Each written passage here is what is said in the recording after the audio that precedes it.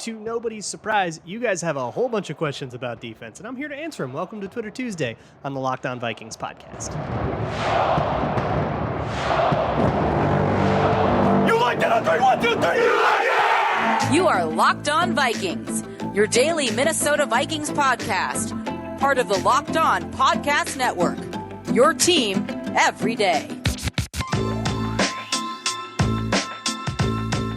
Hello, everybody. Welcome into the Locked On Vikings podcast, part of the Locked On Podcast Network, your team every day. As always, I'm your host, your pal, and the kid you copied off in math class. My name is Luke Braun. You can find me on Twitter at Luke Braun NFL. The show is on Twitter at Locked On Vikings. And thank you so much for making Locked On Vikings your first listen of the day. You can also find the show on Amazon Fire or Roku. Just download the Locked On Minnesota Sports app. This episode is brought to you by FanDuel Sportsbook, official sportsbook of the NFL. Make every moment more. Visit FanDuel.com/lockedon today to get started.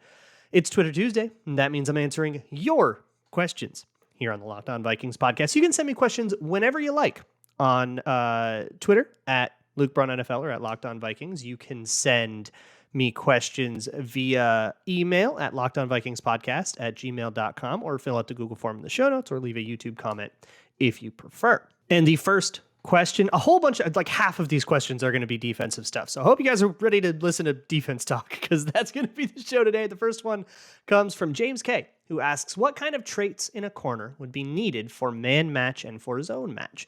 Based on those traits, which scheme matches better with our current corner room?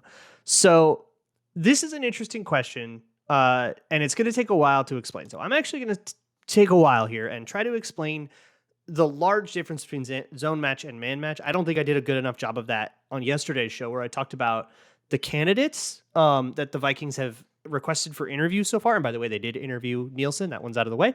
So just Brian Flores and Sean Desai remain, and whoever else they request, if they request anybody else. That's where we're at there. The key difference between zone match and man match is in the rule sets that determine what your job is. And the framework is entirely different. It's like a totally different way of thinking, I guess. And I promise I'm getting to how this applies to cornerback specifically, but stick with me. So in the man match world, this is Mike Zimmer, this is Brian Flores, this is Ryan Nielsen. The typical coverage structure will be some sort of rule set that tells you who you're covering, and then you will man-to-man cover that guy or bracket over the top of him or whatever, depending.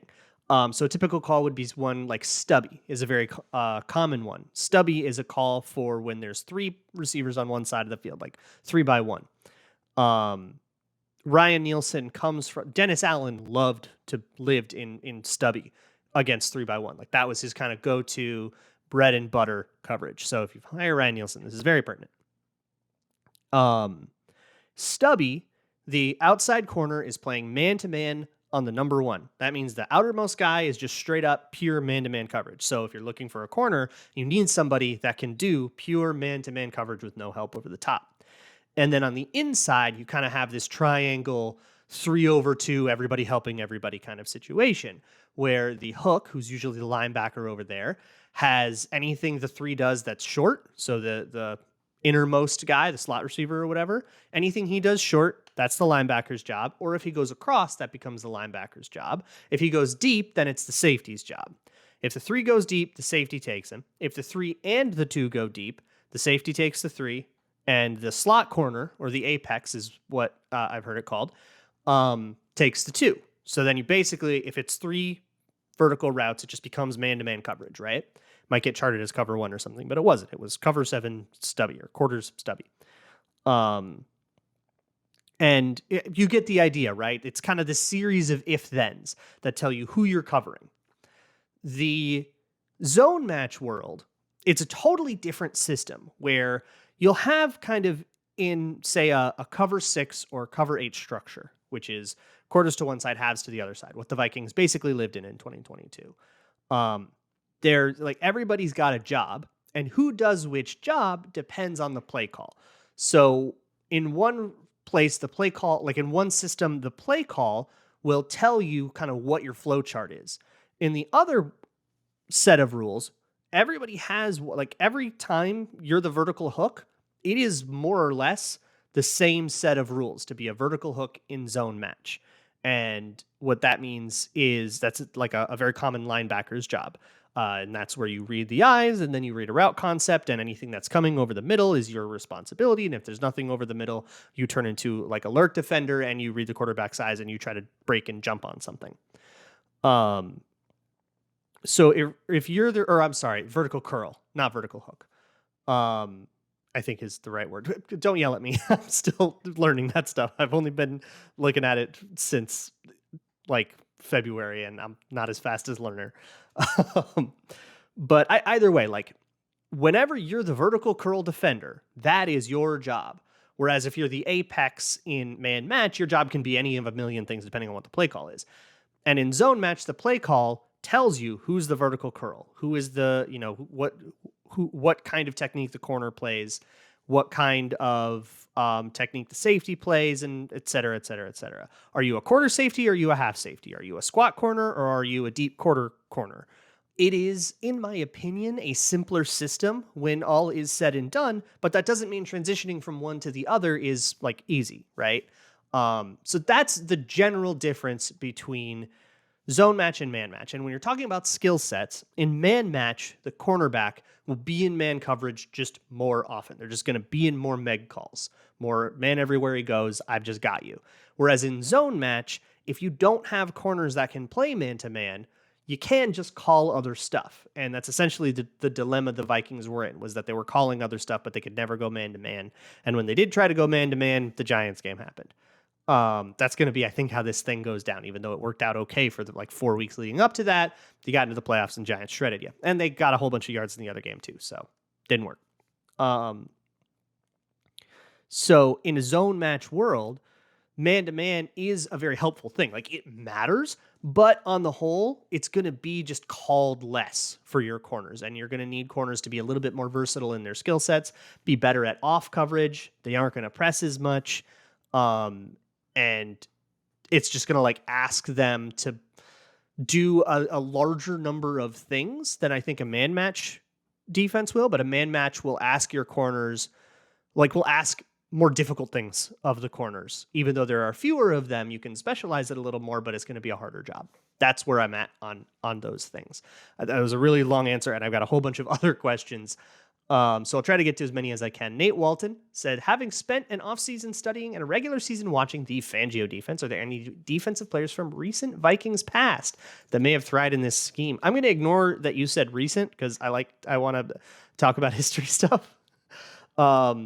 Bobby Bryant, big play Bobby Bryant, go all the way back to the Purple People Eaters. He was one of the corners on those teams. I think would have been awesome in the zone match world. He had a very much eye for the ball, was really good at jumping and breaking on things. He could also play man when he had to.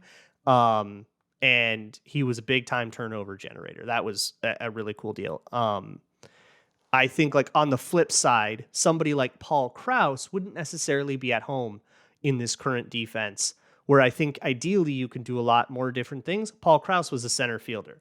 Put him in a cover 3 structure or in just a cover 1 structure, have him play free high safety, roam around and try to pick the ball off. That was where he was at home. Other guys, I mean, go back to the 80s and a whole bunch of those guys would. Matt Blair would have been awesome in a defense like this. I mean, that was a 3-4 in the 80s with the Chris Dolman kind of era.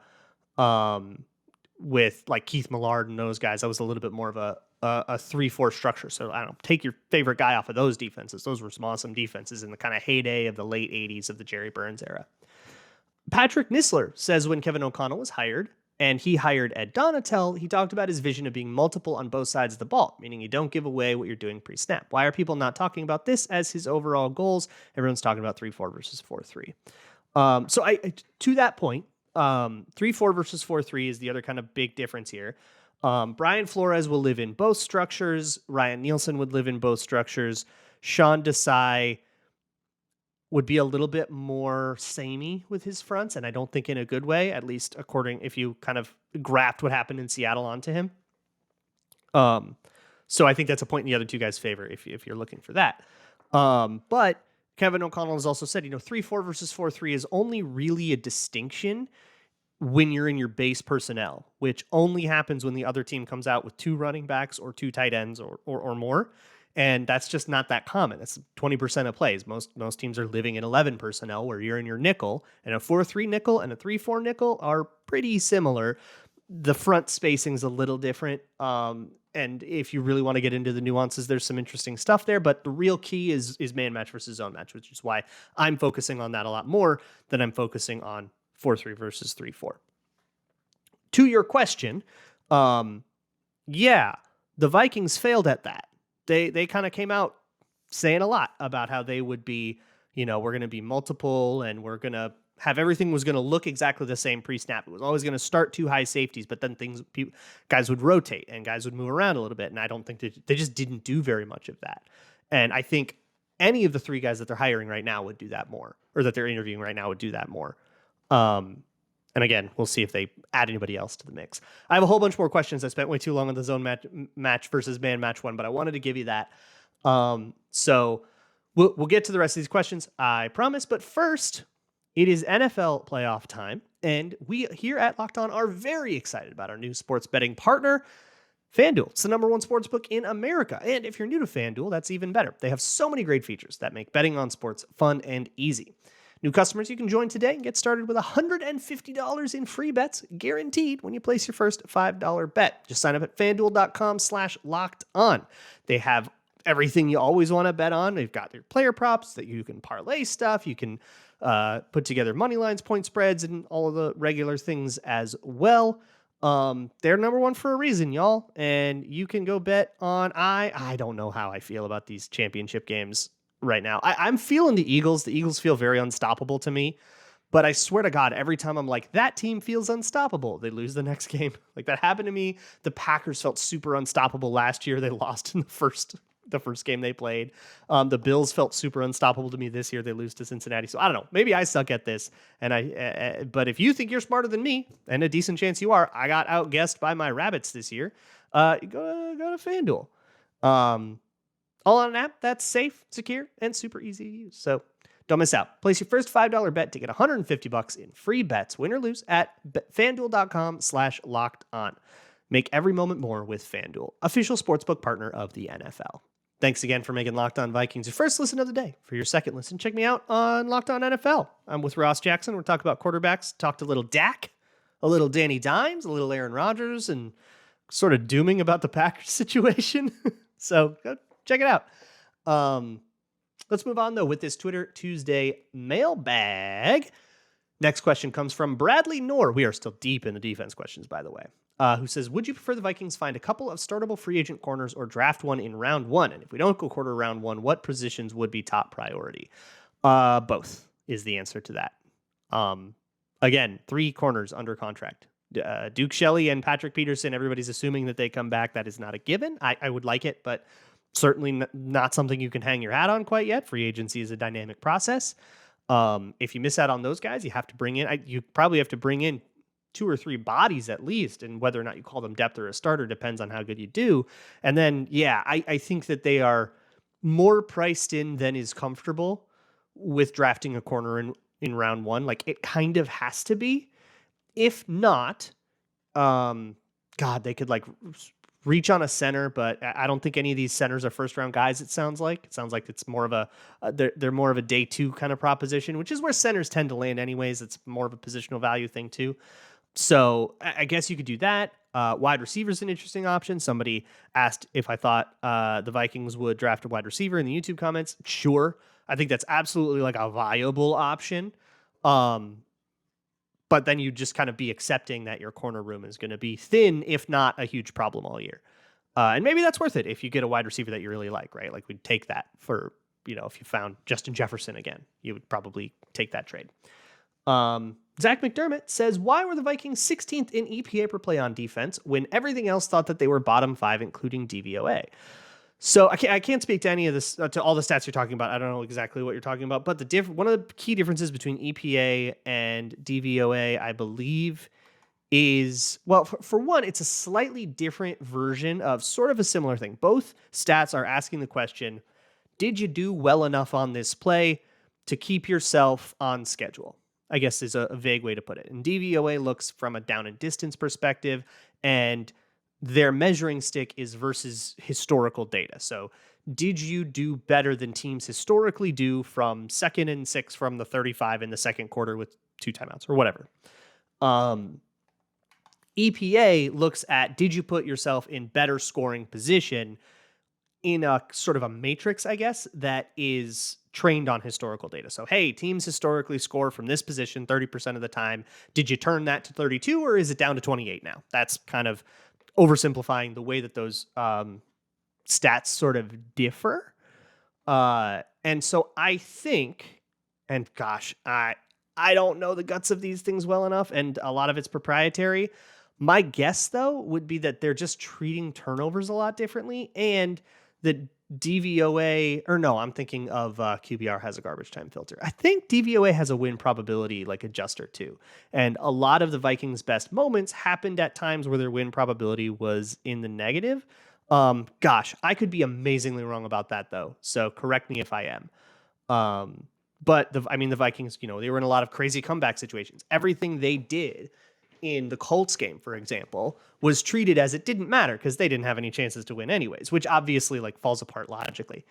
And then I think turnovers, especially late turnovers, get really wonky with a lot of these things, and these models will treat that kind of thing a lot differently depending on how they view the sustainability of that and stuff. And there's a much bigger debate to have that I'm going to get bored with pretty quickly.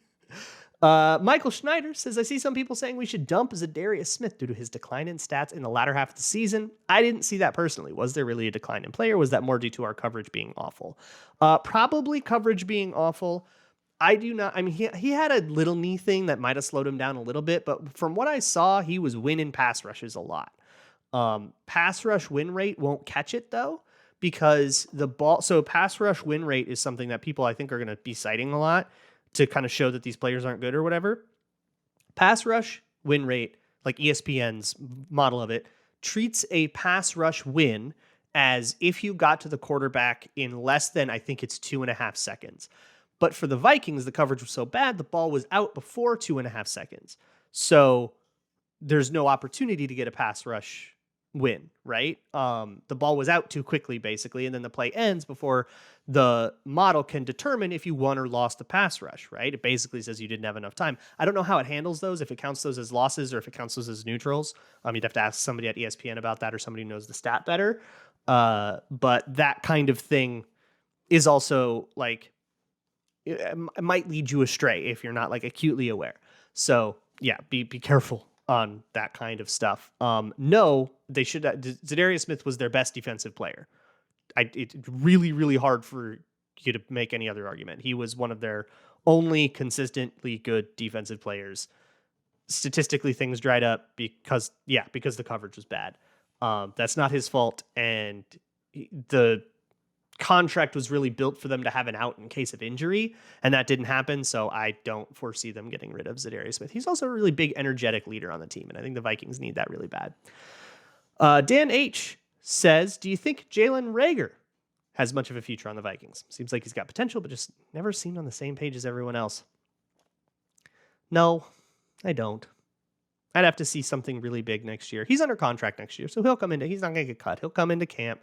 Well, maybe, I don't know, maybe he's a cap casualty or something if they want a nickel and dime, but he'll come into camp most likely. He'll compete for that wide receiver 4 job. If I had to put money on it, I'm putting money on Naylor to win, or a rookie to win it, over Reagor, and then I think he walks. He's a punt returner for a couple of years, and that's what you bought with, what was it, a 4 for a 6 or something like that? I forget the actual trade term. Or no, it was a 5 and a 7? I don't know, day 3 picks, and you got a punt returner for 2 years. I guess that was the deal. Gosh, I have so many questions. I'm going to have to rip through them.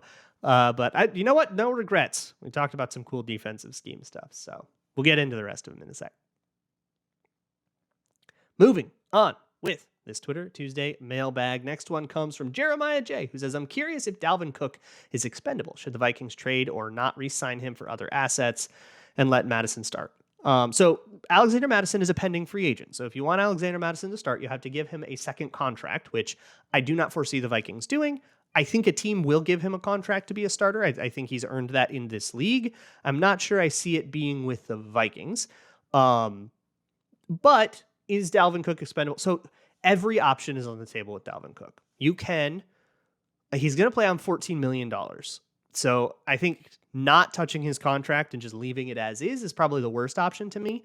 But you can just do a simple restructure, which you don't have to negotiate. You can do a renegotiation and try to get something better than that. You can cut or trade him, which would save almost $8 million. I think all of that is viable and defensible, depending on what other things it comes with in the offseason. Like maybe they just don't need the money from cutting Dalvin Cook. In my cap simulation, I cut Dalvin Cook, but I also made it very clear that like, there's a lot of different ways to skin this cat, you know? But I would say Dalvin Cook's chances to stay in Minnesota and be a Minnesota Viking next year are a lot higher than Madison's as I look at it right now. Zach B says, since two of our two top picks, Andrew Booth and Lewis Cine missed most of last year, can I trick myself into thinking that our draft stock isn't that bad because they're basically rookies and our defense will be better even with a new DC? Love the optimism. I love the idea of treating those players as rookies, which means you shouldn't expect like starting caliber play because Cine got hurt, which sucks. He's basically a year behind on his development track, and that blows. There's nothing you can do about it. It just sucks.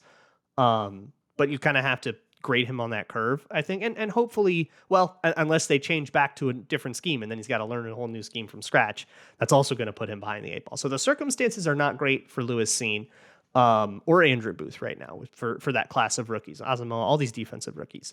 For like, depending on what they do, there's kind of a whole bunch of answers, and that could really put those guys behind the eight ball. And that should lower what you expect from them. And you can be mad about that in terms of like management of your young guys, right? But what I will say about their draft stock, I know it seems, oh my God, they only have 4 draft picks and everybody's flipping out about it. In the second round, the Vikings selected TJ Hawkinson. They got something for this, right? They didn't just piss away the draft picks. They got a player that ended up being kind of the number 2 receiver after Jefferson. I think most people are pretty happy with that trade. I certainly am. And somebody asked, like, how can you recoup the draft pick? Jacob Tobin asked, how do you get additional picks for the Vikings? You can maneuver the trade charts. There's a lot of ways to create surplus value just like on draft day by doing draft day trades with teams who are really in love with a certain guy. Again, there are players you could absolutely trade away if you wanted to. Kendricks, Dalvin Cook is one of those. Interestingly, Darius Smith is one of those, although again, I wouldn't do it. And as an older player, I don't see as much of a market for him as I do for somebody like Kendricks. There's a lot of ways to do that if you want, or you can just not do it. That's okay. Just roll in with what you got. You spent your draft picks on a veteran.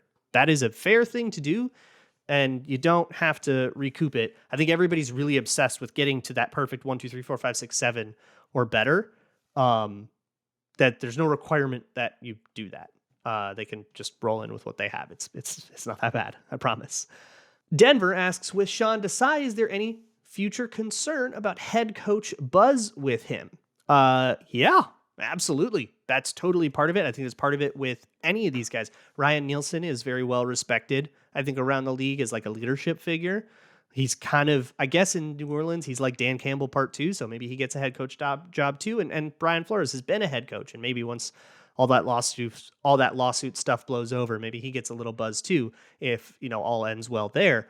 Yeah, I think that's absolutely a consideration. Now, I will say defensive guys don't get it as much. And that was a lot of the argument that I heard incessantly about getting an offensive head coach, was that, your defensive guys just aren't going to get poached as often as your offensive guys will, because everybody wants the hot new, schemer guy. But it is still very much a consideration and probably something you're going to deal with for the entire time Kevin O'Connell's here. You get a coach on one side of the ball, you lose the coach on the other side of the ball all the time. It's just how it works. And if Desai is good enough and the defense turns around well enough that he gets a head coach job, probably not going to have too many regrets about that. The Mad asks, what is Rob Brzezinski's job? I know he's VP of football ops, but what does he do exactly? So he's cap strategist. All the stuff that we do on the over the cap simulators, or you talk about who should be the cap casualties and stuff. He is giving you kind of the numbers for that. He's in the sort of brain trust of the room saying, well, this will cost that. And he's also the contract constructor, I guess. He's the brains behind something like Darius Smith's contract. So you'll go to him and say, we want to sign Darius Smith. Here's our cap situation in 2022. Find a way to make it happen. And he'll draft up a contract and says, okay, here's what I think is going to happen. And then I believe he also manages the staff that negotiates that if not just like him by himself. So the structures of those contracts are Brzezinski's design. He's kind of the mastermind of that. And I think he's got a million other responsibilities, but that's what his, I think, main contribution to the Vikings on-field product is. Gabe asks, you wake up tomorrow as Kwesi Adolfo-Mensah. Coincidentally, Ryan Polos is on the phone. He feels like he missed out on the in-division draft day trades and offers you the number 1 overall pick for Kendricks, Hunter, and Harrison Smith. Do you take it? And if so, what do you do with it? Yeah, I slam that, right? Especially if they take the contracts. But even if not, the value is there. The number 1 overall pick is incredibly valuable. I take it and I slam Jalen Carter, the Georgia kid everybody's super stoked on, right? He's supposed to go number 1 overall. At least that's how I feel here in January. But once I study the prospects a lot more, somebody else asked, like, who do I want to take in the draft? I know like 3 names right now. We've got time. We'll get to that. I promise. But yes, I slam that. The Bears can take all those contracts with all that cap space they tanked a year to make. Good for you guys. Yeah, and then I slam Jalen Carter to start rebuilding the defense I just torpedoed for the number 1 overall pick. I guess, wow, man, no, I don't take Jalen. What am I talking about? I take the number 1 overall pick and I trade it down to the Colts for a quarterback, and I get a whole bunch of extra draft capital. That's what it is. And then I slam whoever the best defensive player on the board is. If there's a corner that's worth that high a pick, like if there's a Sauce Gardner in this draft, I'll take him, but I don't know if I've heard about one yet. Conor M says, what do you think Kwesi's approach to the offseason how do you think that could differ from other GMs that don't have his Wall Street background? Trader Kwesi, baby. Don't trade with a trader. Isn't that what you said?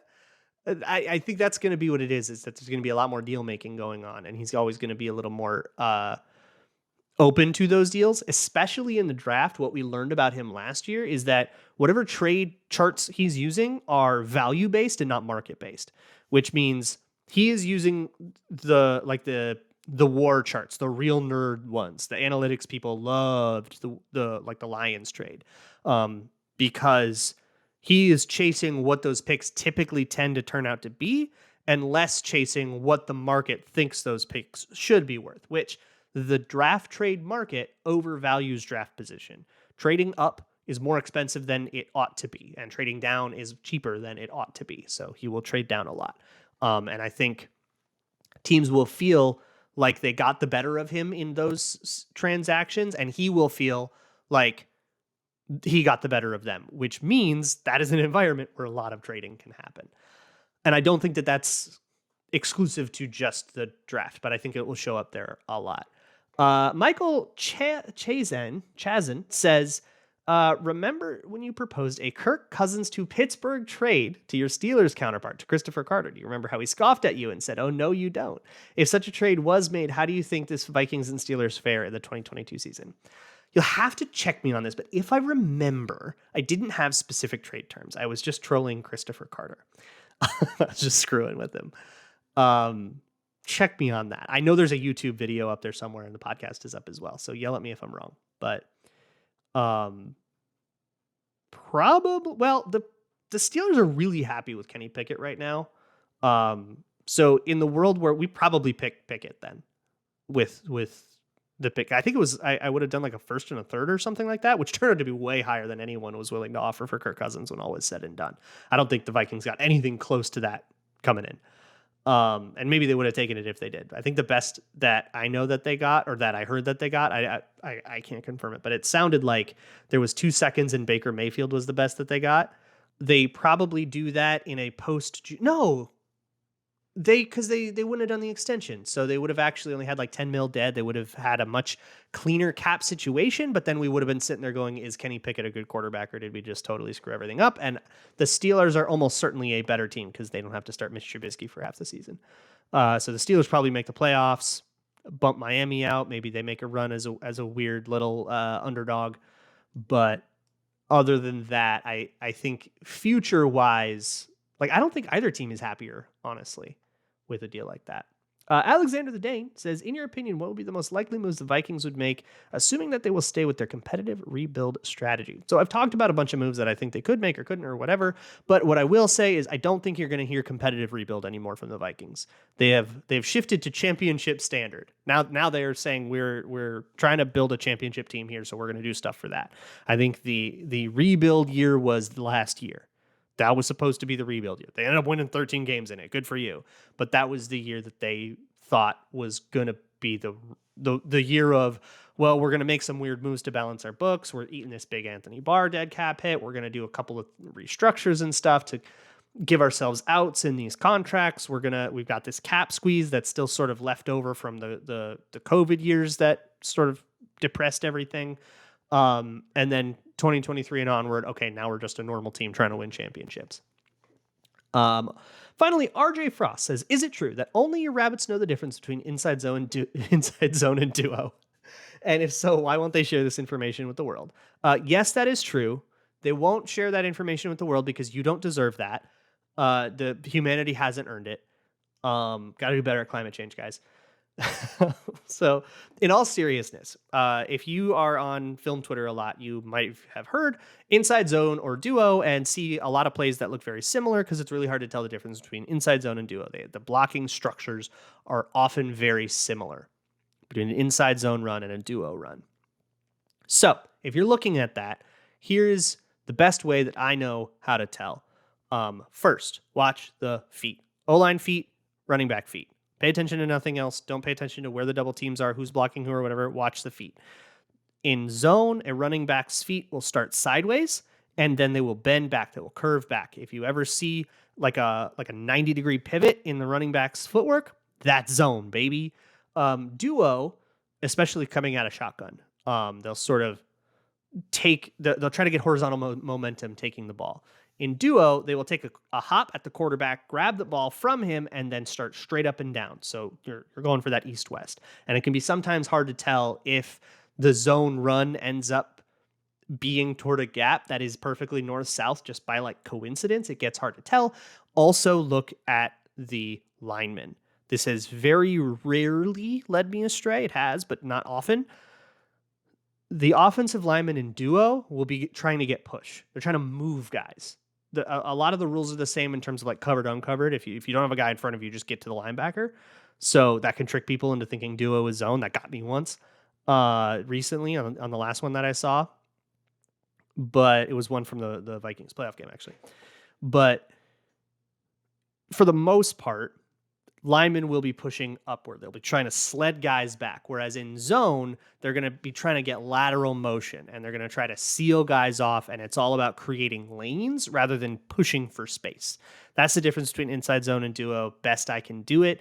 But also don't be sad about getting it wrong. In the play that that got me, Jeff Schwartz and David Bakhtiari, two guys that had long careers as NFL offensive linemen, did not initially agree and had to like work to figure it out. It's hard. Don't feel bad if you get stuff wrong. It's okay to be wrong about football things. That's how we learn. We'll keep going with stuff. I don't know what we're going to talk about tomorrow. You don't know what we're going to talk about tomorrow. And that is the fun surprise of it. I'll figure something out. We'll maybe talk about some 101 stuff. We'll maybe talk about a couple of specific contract things. I don't know. Whatever you guys want. Hit me up. Leave a comment. What do you want me to talk about? Because we're in the off season, and that means it's all on the table now. It's all fair game. Hit me up. Come to me with that tomorrow, and we'll talk about it. See y'all then. And as always, Skull.